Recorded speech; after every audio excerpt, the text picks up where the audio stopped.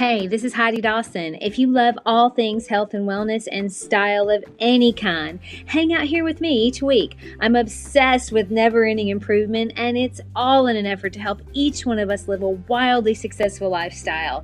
Subscribe today so you don't miss a thing. Hi guys, welcome to episode 224 of the Wildly Successful Lifestyle Podcast. Let's talk about food, shall we? Just kidding. But I do think that that's a popular subject. And where better to find food than on a buffet? I didn't think buffets would survive COVID, but they did. Now, growing up, we used to go to Shoney's restaurant. Anyone else remember Shoney's if you lived in the South? I think it was a Southern thing. But anyway, I remember it well. The one right on Poplar, close to downtown Memphis, we would eat there when we were in town for conventions. Now, this buffet was huge, or it seemed like it was to me at the time when I was a little kid.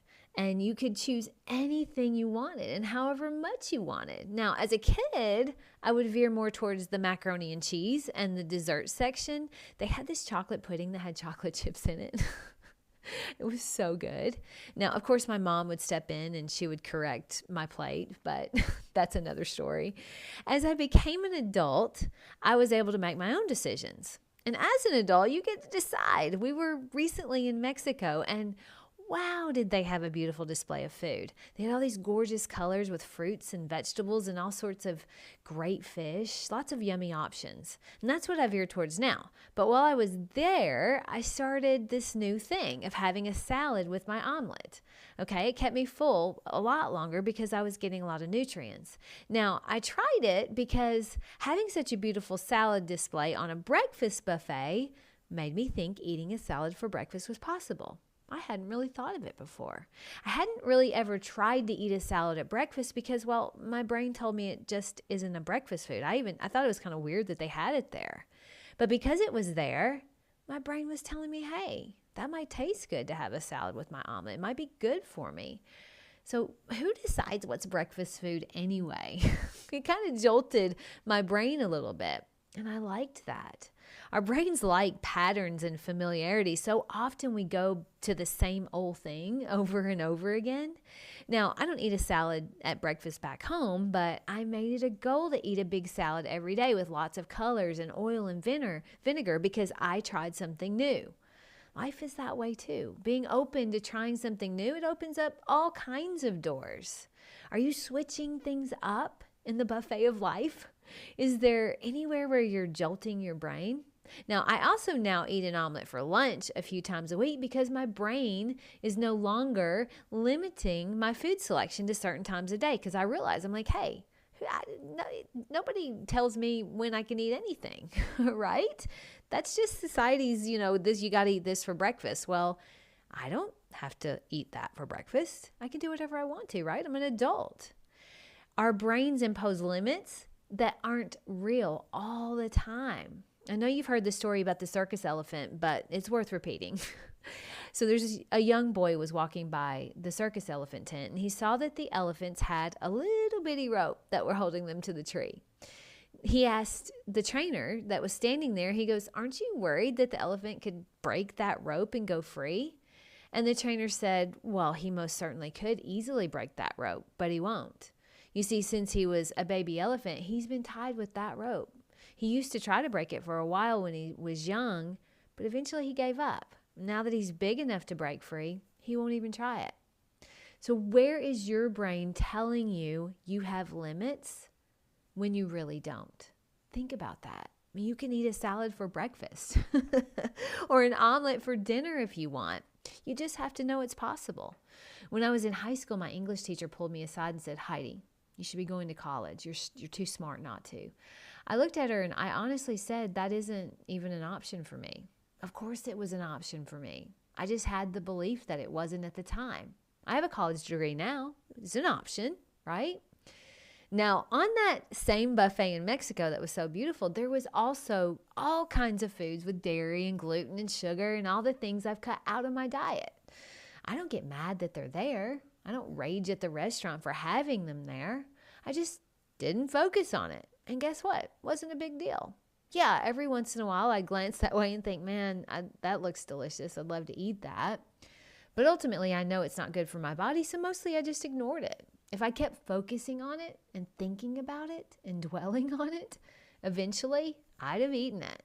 But it wasn't a problem. And it wasn't a problem that other people were eating it either. I just ignored it. It really didn't matter. Are there places in your life where you're angry about things you see and you're focusing on it? Maybe it would be better just to ignore it. Maybe it's the news, or maybe it's someone on social media that just gets you so frustrated.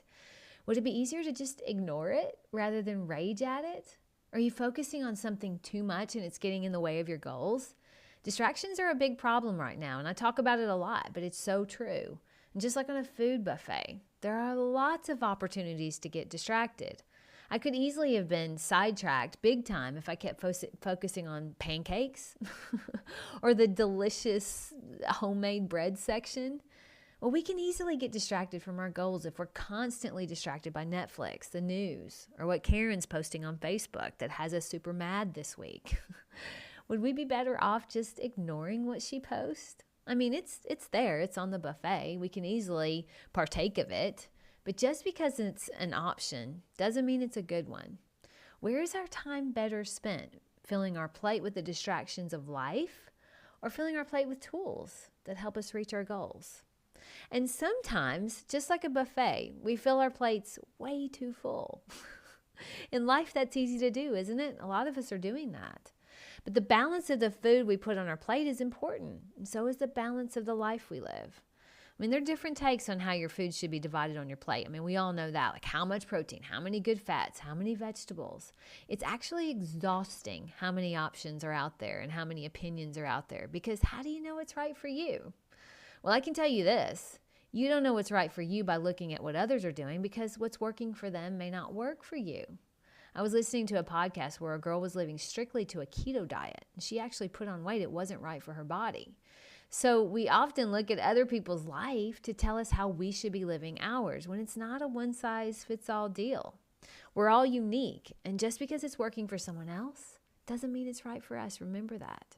And on the flip side too, just because it's not working for someone else doesn't mean it's not going to work for you. So in the buffet of life, remember, think outside the box. Salad can be breakfast food. But what other limitations are you putting on yourself just because society says it should be a certain way? And there's a lot of variety on the buffet, but you don't have to focus on the food you can't eat or the food you don't like. Just ignore it. Focusing on the wrong things will alter your outcomes, and probably not for the good. And finally, don't overwhelm yourself with too much on your plate.